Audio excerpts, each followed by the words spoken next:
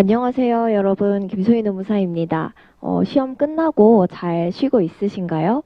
잘 쉬고 있으시냐고 여쭤보면서 이런 영상을 여러분들께 이제 보여드리는 게 맞지 않다라고 생각하실 수도 있겠지만 아마 이제 대부분의 수험생 분들이 시험에 대한 생각으로 이제 여러 가지 고민을 하시느라 잘 쉬지는 못하시고 있을 것 같긴 합니다. 여러분들이 시험장에서 쓰셨던 답안이라든지 다른 수험생들이 작성한 답안들 그 다음에 여러 선생님들께서 올려주신 예시 답안을 보면서 이제 뭐 몇 점이 나올까 이 고민을 계속 이제 하실 텐데요. 사실 다른 분들도 말씀을 하시지만 점수는 정말 이제 결과를 받아보기 전까지는 예측하는 것이 좀 어렵습니다. 왜냐하면 이 채점자 선생님들께서 이제 교수님들께서 사람이다 보니 이제 여러 가지 변수의 영향을 받을 수밖에 없고 또 이제 채점하는 분들의 어떤 컨디션이나 그 상황 여러 가지 요소들이 좌우를 하기 때문에 이제 똑같이 작성을 했다라고 하더라도 언제 누가 채점하는지에 따라서 점수가 조금 달라질 수밖에 없는 것이죠. 그래서 여러분들께 이 영상을 통해서 좀 말씀드리고 싶은 부분은 제가 이미 카페랑 이제 학원을 통해서 예시 답안을 업로드 해드리기는 했는데요. 어떠한 취지와 방향성에서 그렇게 답안을 작성하였는지, 그리고 여러분들께서 이 답안 작성에서 놓치시면 안 됐을 부분들, 그리고 오히려 작성하시면 안 됐을 함정과 같은 어떤 포인트들, 그리고 시험 끝난 이후에 만약에 여러분들께서 계속 고민을 하시고 뭔가 리마인드를 하신다면 어떠한 방향성에서 이제 하시면 좋을지 그러한 방향성을 좀 짚어드리고 이제 다시 수험을 준비하시게 된 입장이라면 어떠한 방향성을 가지고 수험을 준비할지 이런 부분들을 위주로 좀 말씀을 드리고자 합니다. 일단은 이 해설 영상은 1교시, 2교시 해설 그리고 이제 올해 시험 총평 그 다음에 내년 노동법 학습 방향과 강의 진행 방향에 대해서 좀 말씀을 드리고자 합니다. 일단은 이 해설 방향성을 통해서 여러분들께서 좀 짚어주셨으면 좋겠는 건 쟁점을 좀 제대로 파악했는지 아마 쟁점 파악하시는 데는 대부분 어려움을 느끼지 않으셨을 것 같은데요. 제가 이제 쟁점 파악하는 수업 때 순서를 좀 말씀을 드렸었는데 그 플로우로 쟁점을 확인하고 또 확정해서 답안을 쓰시는 그 플로우를 다시 한번 말씀을 드릴 거고 그 다음에 혹시라도 이제 쟁점을 정확하게 파악하는데 어려움이 있었다면 어떤 부분이었는지 좀 체크를 해주시면 좋을 것 같습니다. 주된 쟁점은 파악했지만 어떤 논리의 흐름이라든지 놓치는 부분이 있었다면 왜 그랬는지 앞으로 어떤 방향성을 가지고 어떤 방법을 가지고 보완할 수 있을지 좀 생각을 해주시면 좋을 것 같고요. 그 다음에 목차의 경우에 이제 예시 답안과 다르게 작성한 경우에 혹시 필수적인 목차를 놓쳤다면 또는 작성하지 않아야 될 목차를 작성했다면 어떠한 사실관계의 함정을 놓친 것인지 체크를 하시면 좋을 것 같고요. 그 다음에 사안을 적용해서 여러분들께서 확인하실 부분은 예시 답안과 비교해서 혹시 좀 이런 부분을 더 작성을 했다면 좋았을 텐데 놓친 사실관계가 있다면 체크를 하시되 여기서 두 가지로 좀 생각을 해주셔야 되는데요.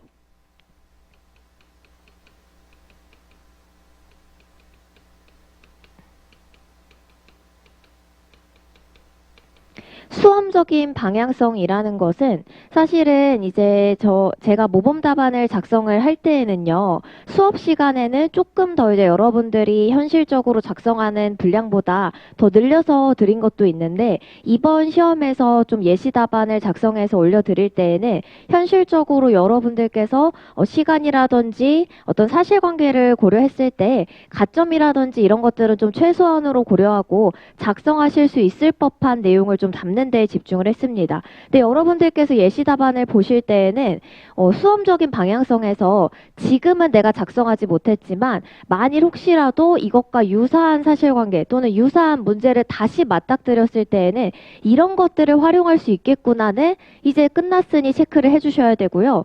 그 다음에 이제 여러분들께서 고민하는 것. 현실적인 부분, 시간이라든지 내가 글을 쓰는 어떤 속도, 여러 가지 나의 판례 암기 상태들을 고려했을 때 현실적으로 어디까지 작성할 수 있을지 이 두 가지 방향성을 나눠서 좀 고민을 해주실 필요가 있습니다.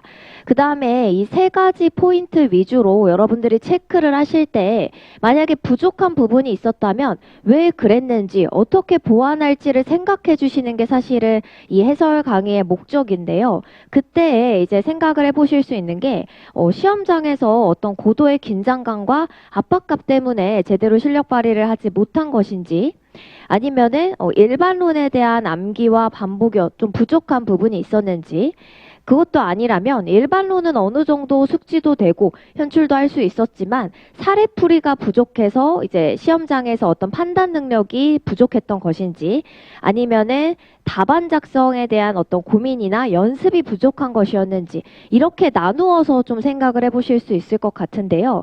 사실 이 네 가지 체크 포인트 중에서 이 부분은 여러분들께서 좀 고려하시지 않으셔야 됩니다. 무슨 뜻이냐면요. 사람에 따라서 다르겠지만 시험장에서 내 실력을 100%, 120% 이렇게 발휘할 수 있는 사람은 거의 없습니다. 만약에 있으시다면 그분은 그게 굉장한 장점이니까 잘 살리면 되겠지만 대부분의 수험생들은 본인 실력을 100% 발휘하기 힘듭니다. 100%가 아니라 80%, 사람에 따라서는 70% 이렇게 긴장감이나 압박감 때문에 실력 발휘가 적어지는데 그 실력 발휘가 적어진 상태를 가지고 경쟁하는 거기 때문에 잘 쓴 사람도 그게 그 사람의 100%는 아니었을 것이다 라는 거죠. 그래서 이 부분은 사실 당연히 있을 수밖에 없는 것이기 때문에 내가 조금 더 긴장하는 사람이라면 나는 남들이 100을 공부할 때 오히려 120%를 공부해야 좀 발휘가 되겠구나 정도로 정리를 하시는 것이고 보완 방향이나 방향성을 생각하실 때에는 이 세 가지 그리고 여러분들만의 어떤 보완 방법이 있다면 그 부분을 좀 생각해 주시는 게 필요하신 것이죠. 1교시 1-1문부터 이제 같이 체크를 해볼 텐데요.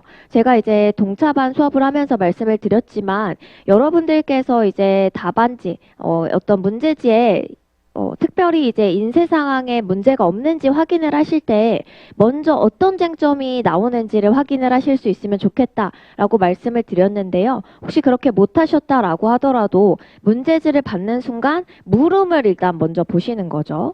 첫 번째부터 이렇게 쭉 읽어서 내려오시면 결국 사실관계를 2번, 3번 반복할 수밖에 없는데 저희는 시간이 많지 않기 때문에 빠르게 쟁점을 파악하고 그 쟁점과 관련된 일반론을 떠올려서 빠르게 쟁점을 파악하시고 쟁점과 관련된 일반론을 떠올리시면서 사실관계와 연결을 하셔야 되는 거죠. 사실 목차를 먼저 잡으시는 경우도 있는데요. 사실관계를 읽으시면서 목차를 걸으셔야 됩니다. 그러니까 일반론에는 그 쟁점과 관련된 모든 경우의 수의 어떤 판례라든지 기본 법리가 담겨져 있는데요. 사실관계를 읽으시면서 이 부분은 여기서는 쓰면 안 되겠구나. 이 문제에서는 이 부분을 강조해서 써야겠구나에 대한 판단이 들어가셔야 된다라는 거죠. 그래서 물음을 읽으시는 순간 갑은 A 회사의 갱신거절과 계약만료 통보가 부당하여 효력이 없다고 주장한다 라고 하는 순간 이 갱신거절과 계약만료 통보에서 혹시 기간제 근로자의 갱신기대권과 갱신거절의 합리성 문제인가? 라고 생각을 하실 수 있고요. 여기서 한 가지 더 팁이 있다면 30점이라는 걸 보는 순간 단순 갱신거절의 합리성만 쟁점이 되진 않겠구나. 조금 더 넓혀서 생각을 할 필요가 있겠구나. 라고까지 생각을 하시고 이제 올라가시는 거죠. A회사는 상시 500명의 근로자를 사용하여 골프장 운영 사업과 부동산 임대업을 영위하는 회사이다.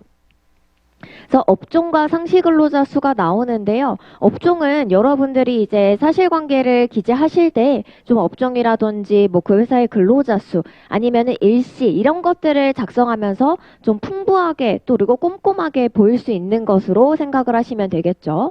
갑을 포함한 10명의 근로자라고 하면서 기간제 근로자라고 명확하게 주었습니다. 그러니까 기간제 근로자인지 여부를 사실은 중요하게 쟁점으로 잡아서 쓰시는 것은 시간이라든지 이런 것들이 넉넉하다면 괜찮겠지만 여러분들이 좀 중요한 부분에 대해서 쓰시고 고득점을 목표로 하는 상황이 아니라면은 좀 배제하고 가실 수 있겠죠. 그래서 기간제 근로자들은 1년을 계약 기간으로 하는 근로계약을 체결하여 2022년 1월 1일부터 일을 했다. 그리고 골프장 운영 사업 부문에서 일했다라는 것도 체크를 하셔야겠죠. 기간제 근로자들의 근로계약서에는 계약기간 동안 근무 신적을 감안해서 계약기간을 연장할 수 있고 30일 전까지 서면으로 이의가 없으면 동일 조건으로 자동 갱신된다. 일정한 요건을 충족하면 연장 또는 갱신된다라는 규정을 근로계약서에 명확히 두고 있는 경우죠. 그래서 이걸 보시는 순간 갱신기대권이 인정될 수 있는 규신에서 규정을 근거로 준 거구나 라고 체크를 하실 수 있고요. 그 다음에 더불어서 특별한 사정이 없는 한 갱신될 것이라고 지속적으로 말해왔다. 신뢰관계에 대한 근로자들이 이 기간제 근로계약이 갱신될 것이다 라는 것을 신뢰할 만한 충분한 상황이 있었다라는 것까지 추측을 할 이 신뢰관계에 대한 부분도 준 거죠. 그 다음에 기간제 근로자들에게 갱신의 기회를 제공하기 위해서 2022년 11월 근무평가를 실시했다. 근무평가는 체크해 주실 필요가 있겠죠. 그래서 저희가 밑에 아직 덜 읽었지만 뭔가 평가를 해서 일정 등급이라든지 점수 이상이면은 갱신이 되고 그렇지 않으면은 갱신이 되지 않는 그러한 상황이겠구나를 추측을 해보실 수 있겠습니다. 근무평가를 실시하고 근무평가 등급이 낮은 것을 이유로 인사위원회 심의 없이 이렇게 자동 종료된다라는 통보를 하였다라는 것이죠. 그리고 갑을 제외한 9명의 기간제 근로자들에 대해서 인사위원회 심의를 거쳐서 다시 2022년 12월 15일부터 1년의 기간제 근로계약을 체결했다라고 되어 있습니다. 그래서 여기까지 보시면은 왜 갑에 대해서 기간제 근로계약 갱신 거절을 하였는지 이유를 확인하실 수 있죠. 근무평가 등급이 낮다라는 것인데요. 이제 이 밑에 사정을 보시면은 소수의 근로자들을 제외하고 근로계약을 갱신했었고 1차 평가는 과장이 담당하고 2차 평가는 부장이 담당하고 비중이 50%씩인데 직근 상급자에 대해서 갑은 그러니까 가장 이 갑과 밀접하게 업무 접촉을 하는 과장님은 S등급을 부여했는데요. 2차 평가자, 사실은 이제 2차 평가자라는 이 부장님이라든지 일반적으로 이런 2차 평가자들은요, 그 평가 대상자와 직접적인 업무 접점이 굉장히 적을 가능성이 높습니다. 이거는 제가 그 수습이라든지 본채용 거부할 때 평가의 공정성을 얘기하면서 간략히 좀 말씀을 드렸었는데요. 그렇기 때문에 과장이 점수를 이렇게 높게 줬는데 그것도 모든 항목에 대해서 C등급, D등급을 주면서 그 이유가 명확하지 않거나 기재되어 있지 않다라는 것은 이 평가가 객관적으로 또는 합리적으로 이루어지지 않았다. 그러니까 평가의 공정성을 굉장히 의심할 만한 상황이다라는 사실관계를 준 것이죠. 그 다음에 근태평가 기준에 따르면은 이 갑은 굉장히 성실했기 때문에 A등급을 부여받았어야 되지만 오히려 이 부장님은 이유가 없다라고 했죠. D등급을 부여했다. 사실관계와도 일치하지 않는다라는 것이고요. 이 갑은 상반기에 동료들에 대한 익명평가 대상으로 우수 근로자로 뽑힌 적이 있는데요. 오히려 이렇게 가장 낮은 근무평가 등급을 받게 되었고 갑을 제외한 모든 근로자들이 갱신되었다라고 이런 사실관계를 준 것은 여기서는 갱신 거절에 대한 어떤 이유를 준 겁니다. 앞에서는 갱신 기대권을 인정할 수 있는 어떤 사실관계를 준 것이죠. 그래서 여기서의 메인 쟁점은요. 갑에게 갱신 기대권이 인정될 수 있는지 그리고 갱신기대권이 인정된다면 갱신 거절이 합리적인 이유가 있는지를 검토해 주셨어야 되고요. 이게 메인 쟁점이지만 여기서 기간 만료의 효과는 반드시 필수적으로 여러분들께서 작성을 해 주셔야 됩니다. 왜냐하면 기간제 근로자라면 근로계약 기간이 만료됨과 동시에 자동 종료, 당연 종료되는 것이 원칙이지만 이제 예외적으로 갱신기대권이 인정되는 경우에 한해서 합리적인 이유 없이 거절하는 것은 부당해고와 마찬가지로 효력이 없다. 이렇게 가는 것이기 때문에 이 논리의 흐름을 보여주는 것이 굉장히 중요한 문제였다라는 것이죠. 그래서 여기 맨 마지막에는 이 문제를 푸실 때 여러분들께서 중요하게 좀 포인트를 잡으셨어야 될 부분들을 보여드리려고 하는데요. 1교시의 문제들이 사실 굉장히 다 논리의 흐름이 중요한 문제였습니다. 그냥 이제 뭐 갱신기대권, 기간제 근로자 이게 아니라 기간제 근로자는 원칙적으로는 기간이 만료되면 당연 종료되는데 이렇게 갱신기대권이 인정되면은 예외에 해당할 수 있는 것이고 갱신기대권이 인정이 안 된다면 사실은 여기까지 갈 이유가 없는 거죠. 갱신기대권, 규정과 신뢰관계 다 인정이 되고 그래서 이 갱신 거절에 합리적인 이유가 있어야 되는데 이러한 것들을 검토한 결과 합리적인 이유가 없다. 이렇게 좀 논리적인 흐름을 보여주셨어야 되고요. 갱신 거절의 합리성을 검토하는 경우에요. 이 판례에 제가 두 문자를 좀 적어 놨는데요. 여기서 사업의 목적이나 성격, 사업장의 여건, 근로자의 지위, 담당 직무, 이런 것들과 관련된 사정은 사실은 사업의 목적과 성격, 골프장 운영 사업이기 때문에 특별히 더 고려해야 될 만한 사항이다라고 하면은 사실 뭐 고객응대 이런 것들을 생각할 수 있을 텐데요. 갑의 갱신 거절과 관련해서 그 사업의 목적이나 성격을 좀 어필해야 될 만한 어떤 사정은 드러나지 않았습니다. 그러니까 여기서 갱신 거절의 합리성과 관련해서 여러분들이 좀 주로 검토를 하고 포섭을 해주셨어야 될 부분은 이 근무평가의 공정성이었는데요. 이것 때문에 아마 이제 사안의 적용을 쓰시기 굉장히 좀 까다로웠다라고 느끼셨을 수 있습니다. 쟁점과 논리의 흐름을 보여주시는 것까지는 이 갱신기대권을 공부한 수험생이라면 사실 무난하게 적어주셨을 수 있는데 저희가 평가의 공정성과 관련된 사실관계를 이 판례의 키워드와 연결시키는 것은 조금 까다로웠을 수 있다라는 것이죠. 그래서 여기서는 목성 여지직 경료절사 이거를 하나씩 다 매칭시키시기보다는 사업의 목적과 성격을 고려할 때 근무평가를 실시해서 그 결과 인사위원회 심의를 거쳐서 이제 갱신 여부를 결정하는 어떤 절차를 두고 있었던 것으로 보인다. 근데 그 절차를 운영하는 과정에서 이 갑에게는 합리적인 사유 없이 이제 거절을 하였다라고 이렇게 좀 검토를 해주실 수 있었다라는 것입니다. 그 다음에 또 생각을 하셔야 될 게 이 논리의 흐름을 보여주는 과정에서요. 하나 추가로 더 검토하시면 좋았을 것은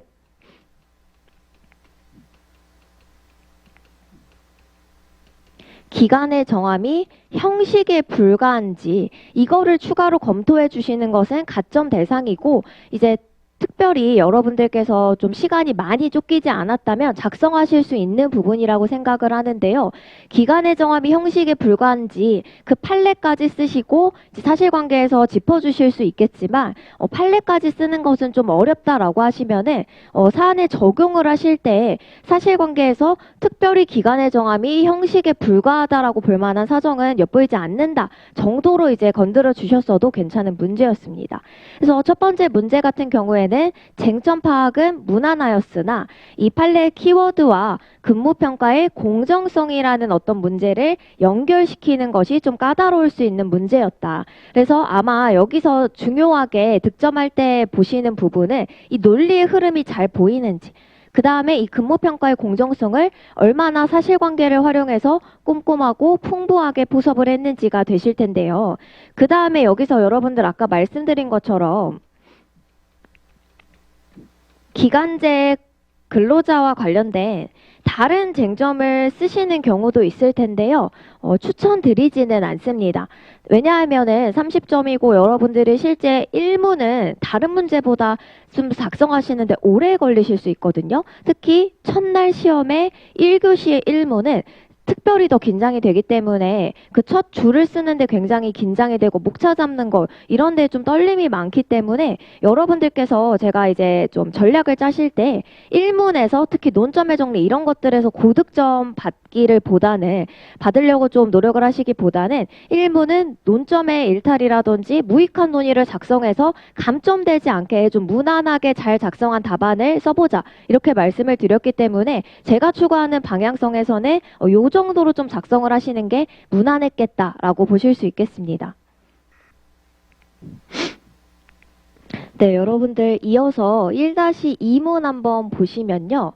을은 근로관계 승계 거부만을 이유로 승계 거부를 읽으시는 순간 혹시 영업양도가 쟁점으로 출제된 건가? 라고 생각을 일단 하실 수 있겠죠. 근데 승계 거부만을 이유로 해고한 것이 부당하다라고 주장한다. 특별한 게 없으면 영업양도가 쟁점이겠구나. 근데 이제 배점을 보시면 20점이니까 여러분들이 사실관계를 읽으면서 좀 필수적이지 않은 것은 배제하고 써야겠다라고까지 좀 판단을 내리실 수가 있는 것이죠.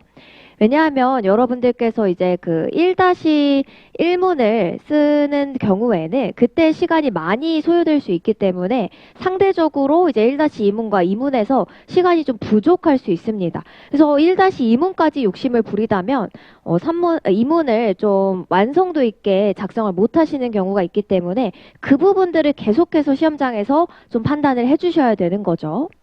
한편 2023년 부동산 경기 침체 등으로 A회사는 경영사정이 상당히 악화되었다. 경영사정이 악화돼서요.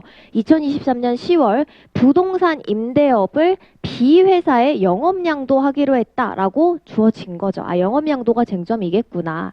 그랬을 때 근로자 을이 있습니다.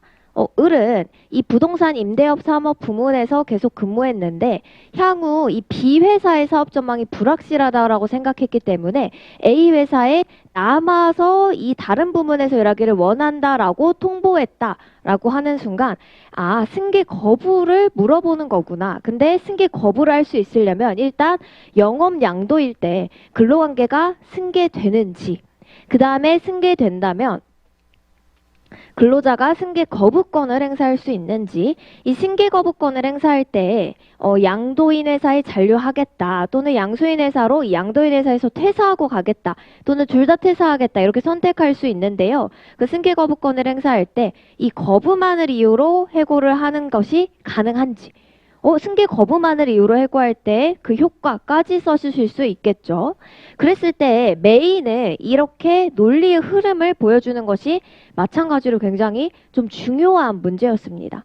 그 다음에 여기서 이제 여러분들이 좀 고민을 하시거나 또는 이제 다른 것들을 작성해 주시게 된다면 영업양도인지 여부를 작성할 수 있느냐.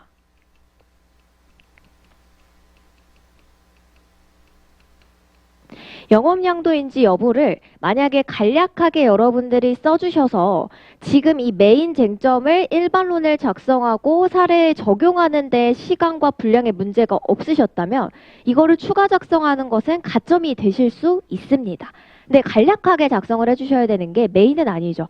왜냐하면 뭐 자산매매 계약이나 이렇게 등장한 것이 아니라 명확하게 그냥 영업양도라고 주었기 때문에 출제자의 의도 하에서는 영업양도인지 여부를 메인으로 시작하기보다는 영업양도일 때 승계되는지 승계 거부권 행사할 수 있는지 그리고 이때 승계 거부만을 이유로 해고를 하는 것이 가능한지 이 논리의 흐름을 알고 보여줄 수 있는지를 물어보는 문제였다라고 판단이 됩니다.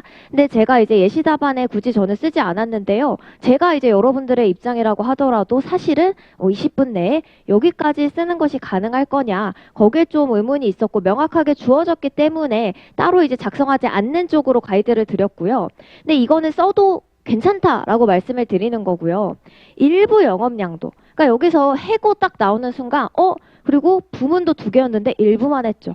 그러면 일부 영업양도의 경우, 전부 영업양도의 경우 이거를 쟁점으로 잡으시려고 하시는 경우가 있었을 수도 있을 것 같은데요. 그건 쓰시면 감점입니다. 사례의 어떤 해결과 무익한 논의예요. 왜냐면은 그 해고의 포커싱을 맞추실 게 아니라 언제 해고됐는지가 중요한데요. 무조건 영업 양도와 해고가 나오면 그걸 쓰시는 게 아니라 영업 양도 당시에 이제 해고된 근로자가 있을 때 이미 해고돼서 근무하지 않는 근로자가 있을 때 그걸 써주시는 건데 날짜를 보시면 영업 양도된 이후에 해고를 당했기 때문에 이제 일부 양도, 전부 양도 이게 쟁점이 되지는 않습니다. 그래서 그건 써주시면 안 되는 사항이었고 메인으로 쓰셔야 될 걸 다시 잘 보시고요. 그 다음에 여기서 이제 승계 거부만을 이유로 한 해고에서 해고의 정당성을 어디까지 검토할 것이냐 이것도 상당히 고민이 많이 되셨을 것 같은데요. 여기서 이제 저는 예시담안에 승계 거부만을 이유로 하는 해고는 이제 부당하다. 그랬을 때 뭐 혹시 경영상 해고를 이유로 이제 영업 양도가 경영상의 이유였다면 경영상 해고 요건을 갖추어서 근로자를 해고하는 건 영업 양도와 별개로 얼마든지 가능할 것이다. 이 정도로 쓰는 걸 가이드 드렸는데요. 두 가지 이유에서 그렇게 가이드를 드렸습니다. 일단 계속 말씀드리지만 배점과 시간을 고려한 것도 있고요. 애초에 경영 사정이 악화됐기 때문에 영업 양도를 한 그러한 사정을 문제에서 주었고요. 그 다음에 이 을이 골프장 운영 부문에서 남아서 일하기를 원한다라고 했을 때 이 골프장 사업 부문에서 충분히 담당할 수 있는 업무가 있는데 근로자를 해고한 것이니까 안 된다 해서 이 경영상 해고로 사실관계를 좀 주었기 때문에 여러 가지를 고려할 때 통상해고나 징계해고를 이제 좀 구체적으로 검토하시고 길게 쓰시는 것은 바람직하지는 않겠다 이렇게 좀 판단이 됩니다. 그래서 이 문제에서 여러분들이 쓰셨어야 될 주요 쟁점과 판례들 그리고 논리 흐름을 잘 보여주었는지 이런 부분들을 가지고 좀 리뷰해 보시면 좋을 것 같고요. 이문을 이제 한번 보시면 이문은 그래도 비교적으로 한 가지만 빼고는 여러분들이 작성하시는데 크게 어렵지는 않으셨을 것이라 생각합니다. 한 가지는 노동조합 구제기금이었겠죠. 일단 같이 보시면은 마지막 문장을 읽으시면서 중간 수입으로 공제하고 지급해야 될 최종 임금 상당액을 얼마냐라고 물어봤기 때문에 이거는 뭔가 중간 수입 공제할 때 그러니까 부당해고와 소급 임금을 지급하는 과정에서 중간 수입 공제를 물어보는 거겠구나 라고 예상을 하실 수 있고요. 최종 임금 상당액은 얼마냐라고 물어봤기 때문에 답이 얼마다라고 계산 문제를 물어보는 거구나 라고 한 줄을 읽으셨을 때부터 판단을 하셨어야 되는 거죠. 상시 100명의 근로자를 사용해서 반도체 웨이퍼를 제조하는 A 회사의 노동조합이 있는데요. A는 이 갑은 생산직 근로자고요. 해고되었다가 여기 앞에 거는 사실은 사실관계 포섭을 할 때 뭐 활용을 해주실 수는 있지만 문제를 해결하는데 직접적으로 도움이 되는 사실관계는 아닙니다. 그렇죠? 진호위에 부당해고 구제 신청을 해서 인정됐다. 여기서부터 중요하죠. 그래서 임금 상당액 지급을 명령하면서 그 확정이 되었는데 이때 임금 상당액을 지급하려고 하는데 B회사에 취업해서 600만 원의 임금을 받은 게 있다라고 했는데 하나 더 체크하셔야 되죠. 중간 수입 공제는 그 채무를 면한 것과 상응하는 것에 대해서만 할 수 있기 때문에 해고 기간 동안이라는 것이 굉장히 중요한 사실관계입니다. 오히려 이제 이 A 회사에 일하면서 물론 겸직은 금지될 텐데요. 겸직 금지가 뭐 징계 사유다 이건 별개로 하고 A 회사에 일하는 기간 동안 B 회사에 일해서 받은 거라면 중간 수입 공제 대상 아니죠. 근데 부당 해고 기간 동안에 일해서 받은 것이다 라고 했기 때문에 중간 수입 공제 대상은 되는 겁니다. 그 다음에 노동조합으로부터 구제기금도 받았다. 그래서 이 구제기금이 과연 중간 수입 공제가 될 것이냐 이게 조금 여러분들께서 헷갈리셨을 수 있는 부분이 될 것 같고요. 목차를 잡으시는 거 다시 한번 생각해 보시면 읽으시면서 부당해고와 중간 수입 공제가 쟁점이구나 확정하실 수 있고요. 그때 시작을 어디서부터 하실지를 적으시는 겁니다. 25점 배점이기 때문에 그냥 중간 수입 공제를 할 수 있는지 그 한도가 어떻게 되는지 이것만 쓰시기에는 조금 빈약해 보일 수 있기 때문에 부당해고의 효과부터 간략하게 써주시는 게 좋은데 이제 부당해고로 인정이 되면은 원직복직과 소급 임금을 지급해야 되는데요. 여기서 원직복직에 이제 포커싱을 맞추어서 부당해고의 효과를 장황하게 서술하는 건 바람직하지 않습니다. 나는 이게 쟁점이 중간 수입 공제라는 것은 알고 있지만 여기서부터 이제 작성하는 것이 논리의 흐름상 자연 자연스럽기 때문에 작성하는 겁니다. 라고 좀 드러날 수 있게 쓰시는 거는 부당해고 시 소급임금 지급 여기서부터 쓰시는 거죠. 그래서 이때 부당해고 기간이 사용자의 귀책 사유로 볼 수 있는 기간이기 때문에 이렇게 임금 전액을 청구할 수 있다라고까지 써주셔야 되고 여기서 여러분들이 쓰실 때예요. 원직 복직이나 취업이 사실상 불가능해서 임금 청구가 어려운 경우 이거는 작성하시면 안 됩니다. 그래도 이걸 다 작성하고 그걸 작성하면은 좀 더 뭐 가점이 될 수 있지 않나요? 경우에 따라서 그렇게 될 수 있다라고 보실 수도 있겠지만 제가 봤을 때에는 사례를 해결하는 데 전혀 이제 무익한 논의이기 때문에 오히려 그걸 쓰는 순간 논리의 흐름이 좀 깨지거나 무너지는 것처럼 보일 수 있어서 추천드리지 않습니다. 그래서 여기서 바로 중간 수익 공제를 할 수 있는지 쓰시는데 민법 조문이지만 조문을 써주시면서 왜 임금을 지급해야 되는지, 그 다음에 왜 중간 수익 공제가 가능한지, 그리고 공제가 가능한 이 범위, 이거를 잘 써주셨어야 되고요. 중간 수입 공제 한도를 쓰실 때에는 휴업수당이라는 문구, 휴업수당 한도 내에서는 공제가 불가하고 그걸 초과하는 금액에 대해서만 공제가 가능할 것이다. 이렇게 써주셨어야 된다라는 거죠. 그리고 여기서 노동조합 구제기금은 사실은 이제 여러분들이 연기를 들으시거나 하실 때 좀 중요하게 보셨을 수 있는 이제 좀 가상위에 있는 책의 이제 구석에 있는 판례였을 수 있는데요. 그렇기 때문에 아마 여기서 점수가 갈린다면 제가 말씀드린 것처럼 무익한 논의를 좀 기재하였으면 감점이 될 거고요. 여기서 노동조합 구제기금이 틀렸다면 감점이 될 건데 답을 맞췄는지랑 같이 좀 체크를 하시면서 리뷰를 해보실 수 있겠습니다. 그래서 1교시의 어떤 세 문제를 다 봤는데요. 1교시 문제들의 특징은 전부 다 쟁점을 파악하는 것은 어렵지 않았다. 근데 논리의 흐름을 보여주는 것이 굉장히 중요한 문제였다. 사례의 사실관계가 길었기 때문에 포섭도 중요할 텐데요. 당연히 포섭은 원래 사실 중요한 거였습니다. 그보다 좀 더 이제 예년보다 강조된 건 논리의 흐름을 순차적으로 연결을 보여줄 수 있는지가 중요한 문제였기 때문에 여기서 가점을 노리면서 좀 사례와 무익한 논의를 작성하는 것은 오히려 감점이 될 수도 있었겠다라고 좀 생각을 하실 수 있고요. 그 다음에 그럼 여기서 좀 동차반을 수강하셨거나 다음 이제 수험을 준비하시는 분들은 그러면 도대체 일반론을 공부하고 나서 우리가 문제를 풀 때 사례와 관련이 되는 논의인지 아닌 논의인지를 어떻게 판단을 합니까? 라고 하시면은 사실관계를 봤을 때 사실관계를 바탕으로 사례 해결에 관련이 되는지 사례 해결에 도움이 되는지를 판단을 하셔야 됩니다. 원직 복직 전혀 상관없죠. 여기서는 소급임금을 지급하는데 얼마를 줄 거냐, 그러니까 중간수입 공제를 할 수 있냐 없냐, 얼마 할 수 있냐, 이게 직접적으로 사례 해결에 도움이 되는 어떤 판례의 법리나 일반론이죠. 그래서 그게 메인 쟁점이다 라고 이렇게 생각을 하실 수 있는 거다라고 보시면 되겠습니다. 여기서 1교시 해설을 잠깐 마치고 2교시 해설은 뒷 영상으로 이어서 좀 말씀을 드리도록 하겠습니다.